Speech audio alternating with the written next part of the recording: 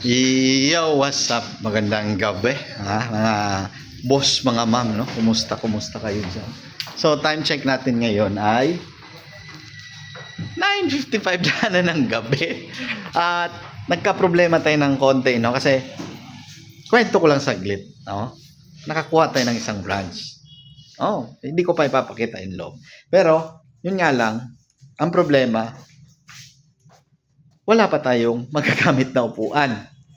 Kaya ang ginawa nating solusyon ngayon, itong branch natin dito sa Toril, maraming upuan yan. Yan, mga apat. So kukunin natin itong mga apat guys, itong hilera dito, apat. Gagamitin natin muna. So yan lang muna yung update ngayong gabi na to. So trabaho tayo kahit gabi. Yan. Ayusin natin yung branch natin. So malamang busy naman tayo. Renovation. Matindi. Yun nga lang, wala pa tayong pera. Gahanap tayo ng mautangan. Baka meron gustong mag-ambag dyan. Bye. Trabaho muna.